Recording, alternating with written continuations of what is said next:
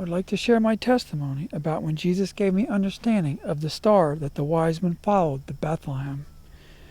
One evening in 1994, after I returned to the home where I was a guest, the Holy Spirit led me to read the account of the star that the wise men followed to Bethlehem, which is found in Matthew 2, 1 through 12. Matthew 2, 1 through 12 states, "Now after Jesus was born in Bethlehem of Judea, in the days of Herod the king, Magi from the east arrived in Jerusalem, saying, 'Where is he who has been born King of the Jews? For we saw a star in the east, and have come to worship him.' When Herod the king heard this, he was troubled, and all Jerusalem with him. Gathering together all the chief priests and scribes of the people, he inquired of them where the Messiah was to be born. They said to him, 'In Bethlehem of Judea, for this is what has been written by the prophet. And you, Bethlehem, land of Judah, are by no means least among the leaders of Judah, for out of you shall come forth a ruler who will shepherd my people Israel.' Then Herod secretly called the Magi, and determined from them the exact time the star appeared.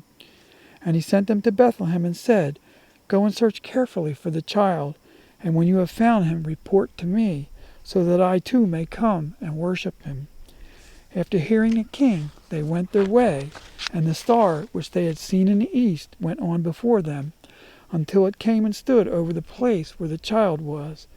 When they saw the star, they rejoiced exceedingly with great joy. After coming into the house, they saw the child with Mary his mother, and they fell to the ground and worshipped him. Then, opening their treasures, they presented to him gifts of gold, frankincense, and myrrh.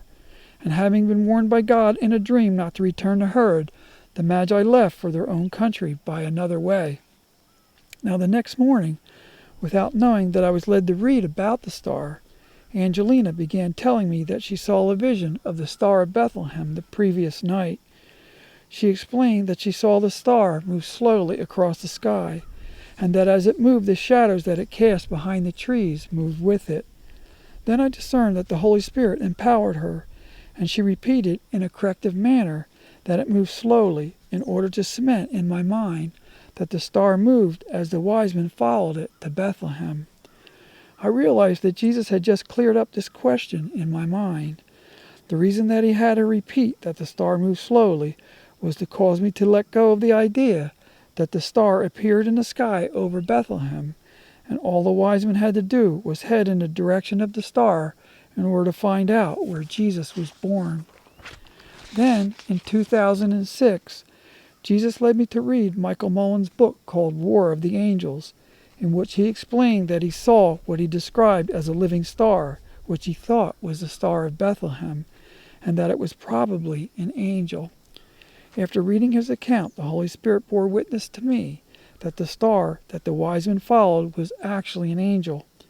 I would like to share Michael Mullen's account of what took place when he saw the angel that appeared as a star. I drove west on Interstate 64, stopping often at coffee shops along the way. I had no destination, just driving with a full tank of gas and thinking.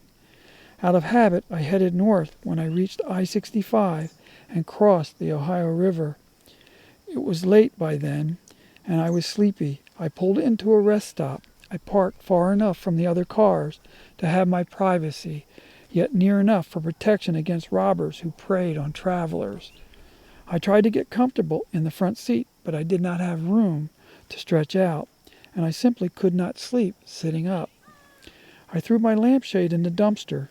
When it disappeared over the trash lid and out of sight, I felt as if I had lost part of my family, but the car wasn't big enough for both of us. Finally, after I had stuffed everything from the front seat into the back, I eased myself down and pulled a blanket over me. But I still could not sleep. It was too cold. Occasionally, I would blast the car heater, but for the most part, I left it off to conserve gas. I was jostling under my bedroll when someone startled me with a sharp bang on my side window. Alarmed, I unburied myself and sat up. A man in a short-sleeved red plaid shirt and dark dress slacks stood beside my car. He was not wearing a coat, and his attire looked cold and out of place for a wintry night. I rolled down the window. Yes, Michael, I'm supposed to tell you. Do not worry. Huh? Thanks. I turned to throw the blankets off, to get out of the car, but when I turned around, the man was gone, vanished. I jumped out of my car to find him. I stared one way, then another. There was no place he could have gone in such a hurry, yet he was nowhere to be found. Not a trace of the man. Where'd he go? He couldn't just disappear. How'd he know my name? And when I was standing in the middle of the lot, finally convinced that, well, maybe he had just disappeared, something else happened. A star fell. Not your average falling star, but the one that divinely floated only a few 100 feet above the parking lot over me. A star with a brain. It had 4 points, cross-shaped. I watched to see if it would move again, but it didn't. It stayed put overhead, very, very low. It was not an aircraft, nor a helicopter, or a flying saucer.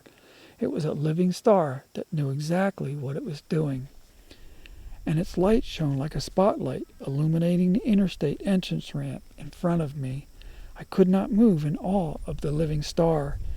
It seemed to be pointing the way for me, a sign indicating that I would be spending some time on the highway. I had already known that, but what I hadn't known up until now was not to worry about it. Having seen the living star, I understood it would be futile to search for my mysterious messenger I had just encountered. He had come from up there. Finally, a man in the parking lot got out of his car and walked up to me as I continued to gaze at the ominous living star.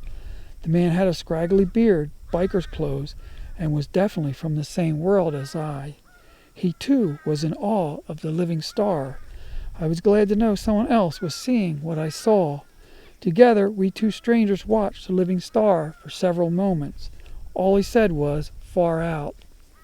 After a short silence, the man next to me said, "That's a sign from God."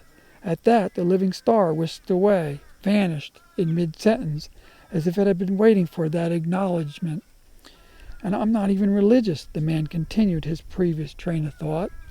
"You know what I think?" I asked. "What?" "That's the Star of Bethlehem."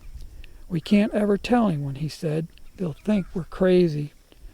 From my conversation with Angelina, and after reading Michael Mullen's account of the angel appearing as a star, I realized that the wise men were not astrologers. They calculated when a star that marked the birth of Jesus appeared in the sky over Bethlehem, as is depicted in the movies. As you can see from the testimonies of myself, Angelina, and Michael Mullen, the star from the east that the wise men followed to Bethlehem was an angel.